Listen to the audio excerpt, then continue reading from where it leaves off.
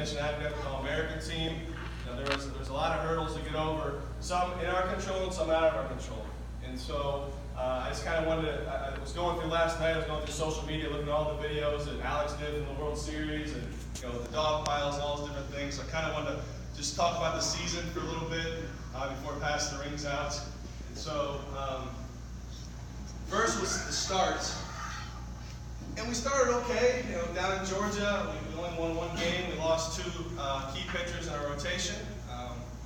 Had some other things pop up, and then the first couple weeks of the season, played some good teams. We were just doing okay. And then Kellogg came to town, and that was probably Coach Scobie's best team he's ever had, and they whooped us bad. The first time ever we got beat there in our home, but bad, twice. And so it was kind of a wake-up call for the guys as far as what we wanted to do and what we wanted to accomplish, because our goals are still the same. We wanted to go back to the World Series. The team before previously, all the sophomores last year, was the regional final the year previously. So that was the goal, was to get back over the hump. So through that bad start, and that kind of hit home a little bit, we went on a streak, but starting with what I call the situation. This game, the series against the team up north, is we'll probably call them now, was interesting. We had some issues with some parents, we had some issues with some players, some justified, some not justified, but the first day to split the day and to win those 2 games, this I thought was one of the big moments of the year. B has a great at bat, full count, hits one off the wall, and then Jay comes up and it doesn't work. Let's see here. Maybe it works. Jay comes up and delivers something that may or may not work. You think you tested stuff before, not just get it done in the morning. Okay. Let's try again. It worked on my computer.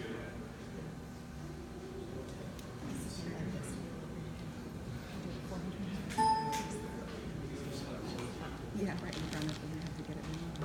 There it is. Long drive, that's over back. Going back. Going back to the footer. And here, home run.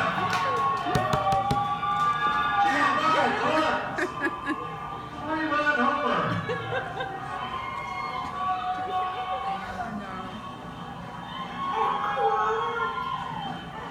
What an inning by the Park Pride. Hopefully these kids can come back to life. So that was a big moment. Obviously, everyone was pretty excited. I think I jumped, I hit my head in the dugout. I was so excited as guys were on the field, and Jay delivered, and we needed it the most. We knew that series was important. We had to win those games. That game led us the next game to win those games, and then we're sitting pretty. Going 3 out of 4 against our conference rival. Possibly not cruise to a conference championship, but things are looking pretty good. And then everything got a little fuzzy. With the NJCA and the email trail and everything else, and all of a sudden we're looking at forfeits in the games we shouldn't have forfeited. There's no doubt about it. It was a wrong decision by them, and they got to live with themselves for bringing it up too, because it was kind of a crappy way to get some wins. But we lost those games, and yeah, it was tough. Guys were pretty emotional. For me, it was very emotional because I was suspended for 2 games. I had to miss the Mercier's game, although it was raining out and disgusting. I hung out with Sammy in the cafeteria for game 1, and then I just hung out by myself and just paced around and watched Game Changer for game 2. So I was just cursing at Parr during the game as he was making some pitching decisions that I was a little worried about because we weren't updating Game Changer properly. But in the end, they got both wins, and then there was a streak. On the field, 34 wins in a row is incredible. I look back last night, I was looking at social media again, like I said, look at different highlights. That doesn't happen. There's so many times, looking back the street, so many games where we're down early. That game at Ivy Tech, we're down by 9 or 10 runs in the first inning, we come back and win. This game at Edison, which, I tell you all the time, every game in the conference matters, whether you're playing the worst team or the best team, because they all count the same. We needed every single win in the conference to win the conference. You came down to Monday in Pennsylvania to win both games, to have the conference championship by ourselves, but just different highlights during the streak and different things that came up. Again, seemed like a different hero at every game. This was Maladay.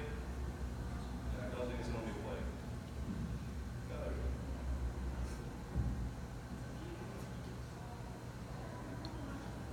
we go. I did embed these though, I did it myself. This was down by, I think we scored 4 in the bottom of the 7th, and when Doug was on the call. It was one of those moments. From Clemens, now he sets, looks over third, and fires. Right back up to center field, or right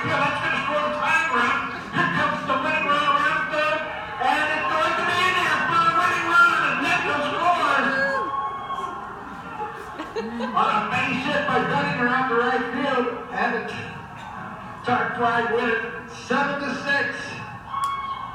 What a comeback by the Tarp Pride.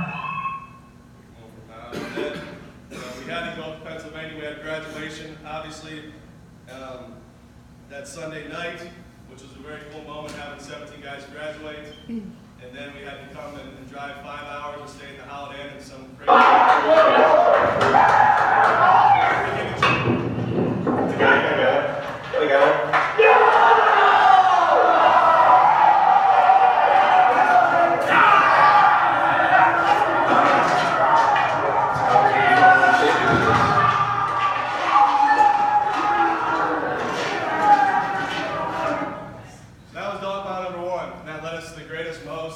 Of all time, the ultimate troll moment. And these guys know what I'm talking about. We went to Moe's afterwards. We celebrated in here in Pennsylvania. Again, we win the conference out back for the regional. In the regional, same things. You know, we're 2-0. We get more reverse situations. We have, you know, it seemed like the police in our dugouts at the time. We had the ADs in there both sides, ADs in the crowd. We have a whole meeting in the morning. You guys overcame that. We were able to have the second dog out here as well. Jake Webb did not even warm up, by the way. He didn't know that. So he told me Cheney's got it, we'll be fine. Sir, come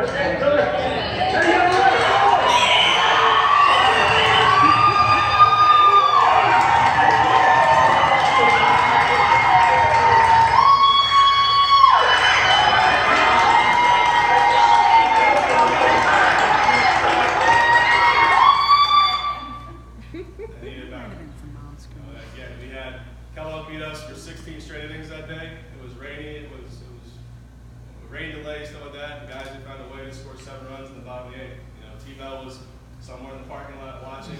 That's right. It was able to happen, but we told you about all along how going to the World Series is such a great experience, and it's one of the best experiences of your sport in life. And I think we had a great time. You know, we obviously came up a little short. First game on the lights was a fun experience. We were able to win a couple games, but you know, again, we got back to the dance, put us in that position, and 2 times last 3 years is a pretty big accomplishment for any program. So, especially one that never been previously. So, I just wanted to start with passing out some of these rings to the people on the staff. We have a great staff, as you guys know. I have great assistant coaches that help us out, but it's not just a staff. We have people that I've listed. We have great administration. Coach Price, their AD, does a great job. Mark Humper, sports psychologist, who works with the guys individually. There's just a lot of people. We have great professors like Professor Sawaya. They're always trying to help guys, not just athletes, help students reach their full potential. And so our staff, is a huge reason why we've been so consistent. Right? They're not going off to different jobs. So I'm going to call these guys up and give them their rings. I'll give them the same instruction to hold on to them and open them up afterwards. But Coach Bell, Tom Bell.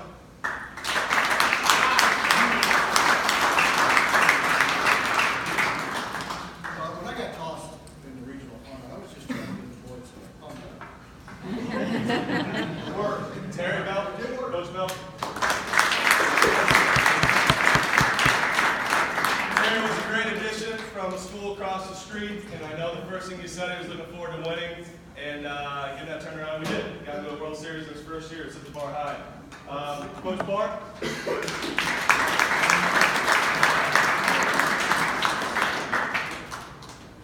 Coach Richter is not here today. He's out in Cali.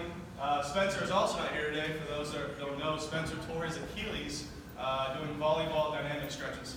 So he's been out. He's a pretty big guy too. He's been out for a while. But other people on this list, Jared Wellman, our team chaplain.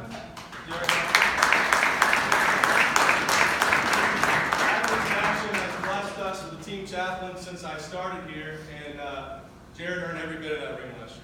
We had a lot going on, we had a lot of moments, and he really was a great outlet for guys, not just to talk about spirituality, but just in general. So thank you, Jerry, very much. But behind the scenes, Mary Coleman.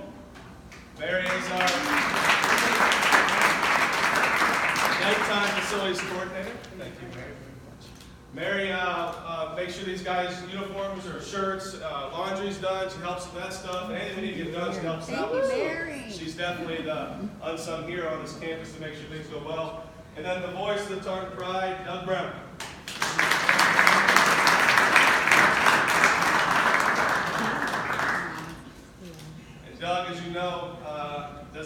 missing any games. He comes to all the games. This year he sent me a schedule. I looked at it. I imagine it's a lot of games again. It's been a whole other element. Having Doug, having Alex in the crew and marketing do those live stream games. Not only helps recruiting, but it helps just to be able to relive those moments and see those things. So those moments that Doug had with the guys and those big hits and big plays were awesome moments. So moving forward to some of the players.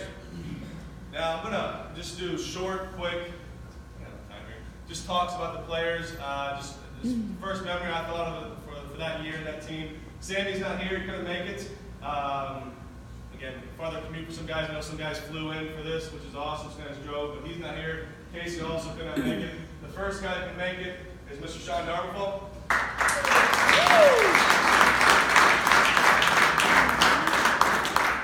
So Shawnee actually wasn't going to come until last night. He sent me a text and said he wasn't sure he was going to make it, and also changed his mind. Sean left Sinclair as the all-time hit leader in the college.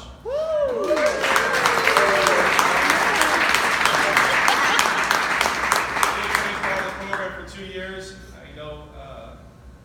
played a great outfield for us, did a good job getting down base, and has stayed the stage. Thank you. Jeremiah Clark.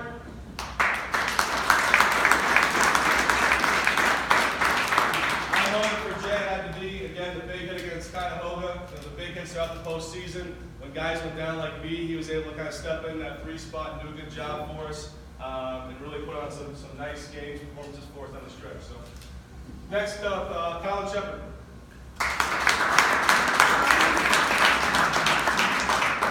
Again, we leave the rigs closed for later. So Colin was our shortstop last year. He did a great job for us defensively, a 2-year starter for us, and a guy who definitely let you know how things were going on in the field. He was, at least the freshman year, him and Trevor would wear the umpires out with talking about stuff, and let them know what should have called and what happened there. But the ultimate competitor for us, and a guy who figured it out in the classroom just in time for us. Dylan Carpenter.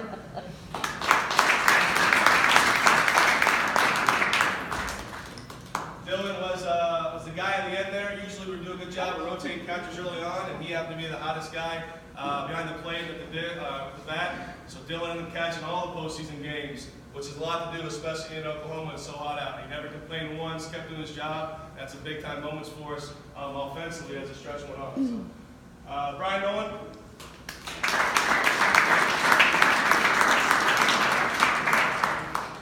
Brian's one of our injured players. We have a few of those guys. So Brian was not in the field last year. He's hoping in the field this year, but did a good job of helping out in the press box. If you like the song, it was Brian. If you didn't, it was somebody else. So pick out the music there. Luke Williamson.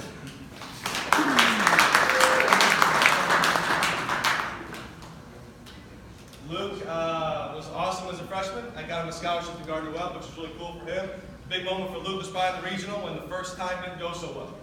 The first time out was not probably one of his worst performances of the year. He stayed with it, guys around him were positive, and he ended up pitching one of the best performances all year against the school up north, going 7 2/3 of shutdown baseball to get us to the regional finals. I think it was Luke's big moment. Unfortunately, the dog pile wasn't his friend, but other than that, he was a huge part of why we got to that step. So, Juan Broom.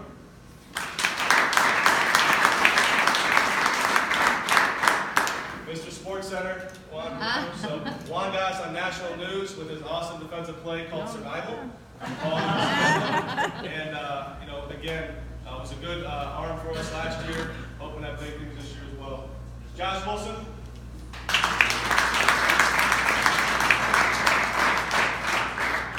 Two-time academic over. Not feeling too well today, but he showed up here and braved the illness. But Josh did a good job for us last year. Really hard-working guy on the pitching staff, pushed a lot of guys. We were really fortunate to have a good group on the staff to really push each other, and he was one of those guys that kind of led the way. Peyton Lai.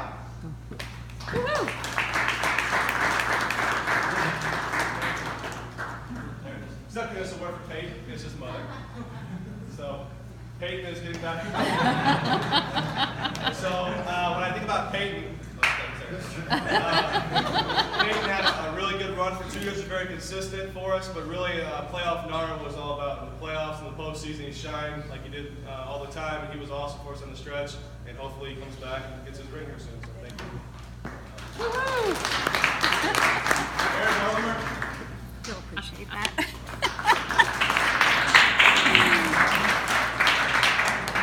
Great. Aaron was a starting catcher his freshman year. This second year, he had some injuries. Still caught a lot for us down the stretch. Again, as Dylan became the guy, Aaron was the ultimate team guy. You know, his T-bell's ejected, and he can't coach in the World Series. Aaron's coaching first base, doing whatever he's doing the charts in the book, and really just did a really good job of supporting everyone down the stretch and just being ready with his number of calls. I appreciate that. Jake Dennis.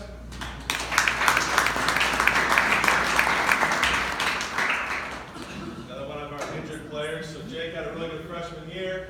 Sophomore year, he got hurt the first weekend, just like Mike. And still, though, came to games, supported us, did charge, did what he needed to do. So I appreciate Jake.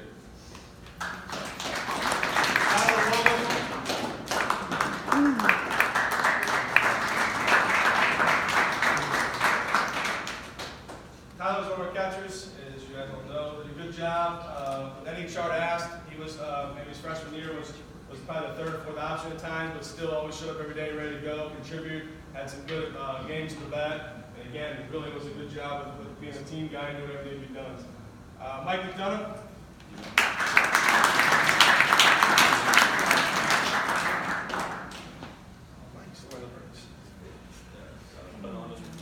So Mike was another guy that was injured early on, and again, when you lose guys earlier, I'd say about 5-6 years ago, if we would have lost Mike and Jake and not have a Glenn, the season would have been over.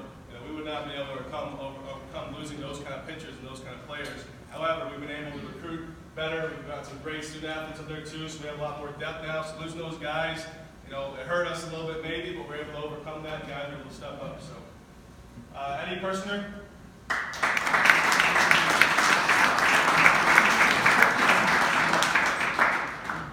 Thanks for making a long trip. So Eddie was all World Series team. Freshman year was okay. Sophomore year was kind of going okay, and then really just got after it. Took advantage of all his opportunities. Had great at bats for us. Ended up being one of the top hitters. Put up a display of home runs. Got a scholarship, and someone who again kept showing up, kept competing, and things worked out really well for him as he led us in the World Series. Kyle Ruhlman. It almost didn't happen. So somehow I forgot the most important guy in the program. 2-time conference pitcher of the year.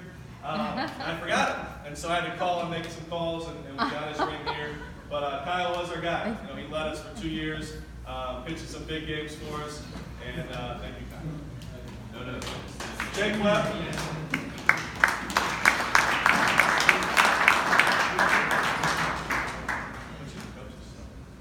Jake pitched really well on that stretch for us too. Had a good World Series game. I believe he beat Brunswick, maybe? Is that right?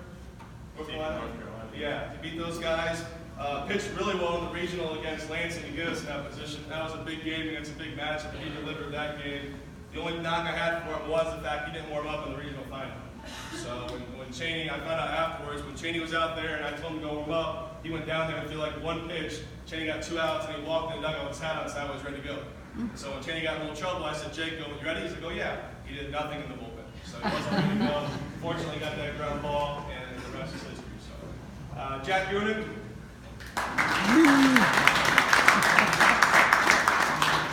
Looks a little different than before. Just a little. Jack was our closer last year and did a great job for us on the back end of things. Stay when it comes to closing games, and especially when you have some injuries with that, it's a matrix when you're playing conference games, and 4 conference games, and you don't want to lose using the first game by 7, the second game gets out of the way, whatever it is. And so it's constantly trying to figure out when to put your guy in those situations to be successful. The issue is sometimes you don't pitch. So I know for a while there, Jack wasn't pitching in some games and was pretty upset, but he stayed the course. He got pitching some big games on the stretch, and no matter what his role was, hey Jack, you're in the 6th inning, hey, you're in the 3rd inning, it didn't matter, he was able to ready to take the ball. So, very much.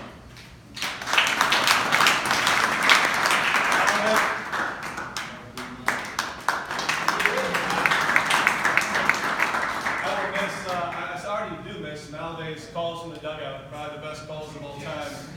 Guys yelling, and now hit some light caliber bombs for us. Was a big time guy for us at first base and DH and get some hits for us. And then, was always looking to help the team. Whatever it took to help the team win games, he was all about winning. That's why he came here and was able to get that ring. So, Donnie Nicodemus. I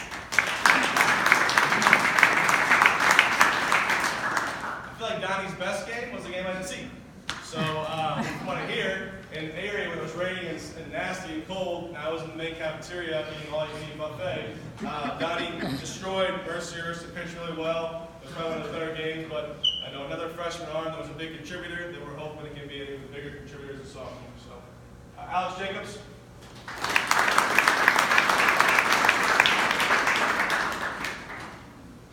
Alex was the co-freshman of the year at the conference with Jay. Alex's moments will probably be the fact that he wasn't on the roster until a week before the season started.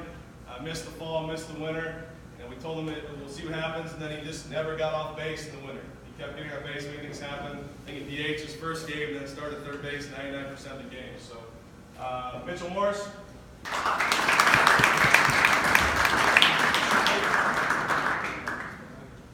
Doug, you okay? You good, Doug? Hughes got you.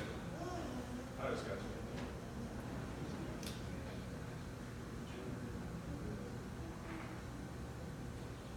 Mitchell, as a guy that is a perfect definition of what it looks like from freshman to sophomore year. We should have took a picture of him with his shirt off just to show the transition.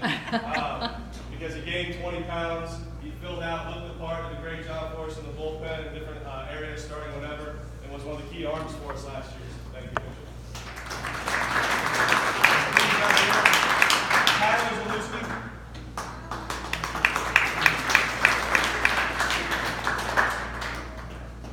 So I got a good Tyler one. You can stay here.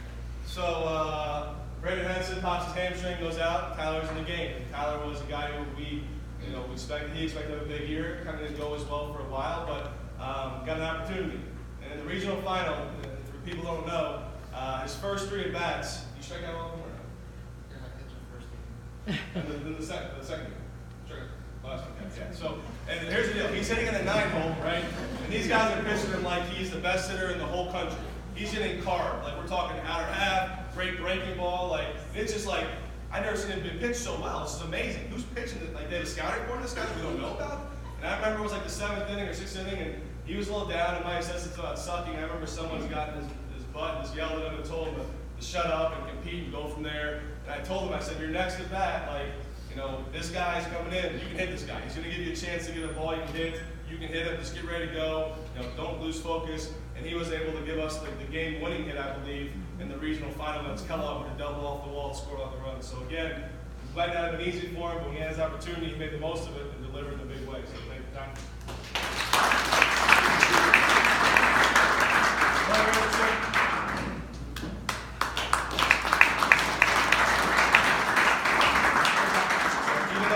Throwing 98 in bullpens.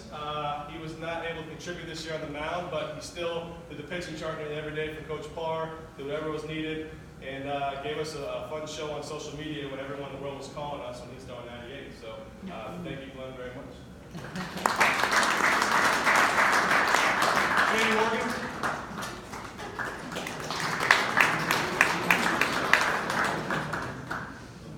Cheney pitched a lot of the bullpen for us. Did a good job as a freshman. We're hoping he contribute as a sophomore again.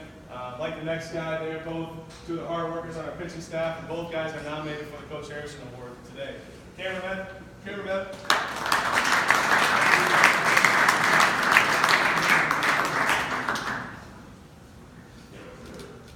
Cam was, his freshman year, was maybe near the bottom in some innings pitched, but always competed when he had a chance to. But another guy that just picked up the chart, knew whatever was needed, knew how to best serve his teammates, and has worked really hard to be in a position this year. Hopefully, to be a little more contributor on the mound.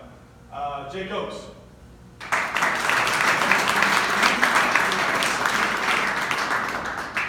Jake did a great job for us.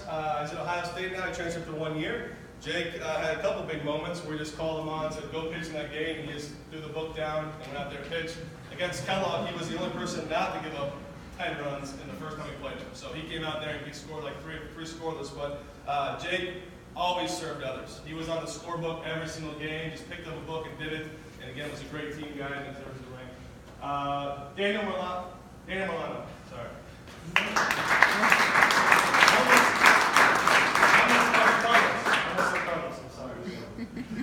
This guy, this dude did a great job for us for 2 years. Came in as a freshman as the bullpen catcher. I told him there was no spot to play. He said, whatever, he'll take it. Ended up being a starter his freshman year, and then this last year was a big contributor as well for us. So, Zach Mueller.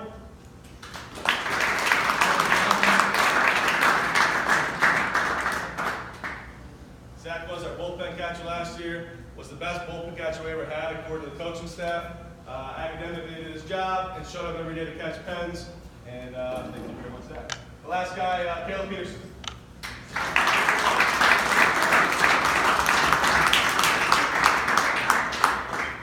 Caleb redshirted his freshman year, and he was the one actually did the scoreboard correctly. So if you thought the scoreboard was right, it was him. He was phenomenal in the press box, again, trying to serve others. There is one more guy that didn't make this list, I just realized. AJ Peter.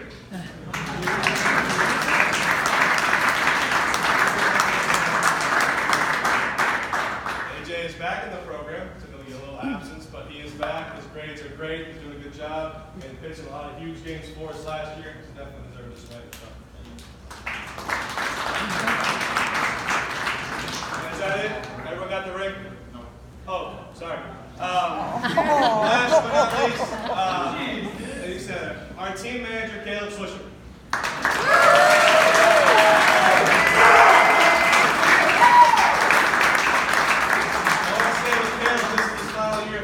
Sinclair's manager. He's been our best guy by far as every day, showing passion and energy.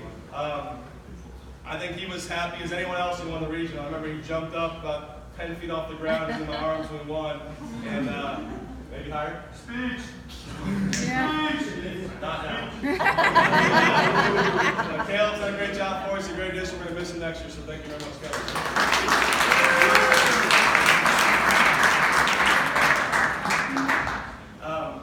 Again, thank you guys very much. You know, I put you through a lot of stuff.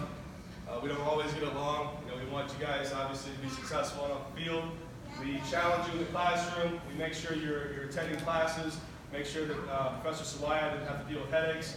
And we want the best for you, right? It's not always going to be on the field. Not everyone gets to play. That's the way life is. But it's about hopefully getting you prepared for the next level, and whatever that level is going to be for you, and then having memories from playing here and some positive memories hopefully. So. With that being said, you can go and open your rings up. Congratulations. Good job. Thank you very much. That's it.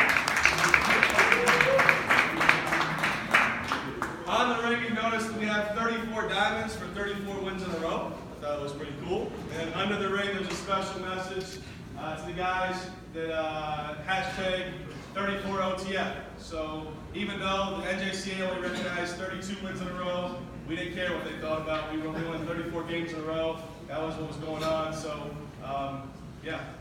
Congratulations. We'll get a picture up here. Get your rings out. Yeah, we'll do that. Yeah. Hey, once you're done with that, we'll have alumni. You guys can now start setting up the field house. We'll probably start games.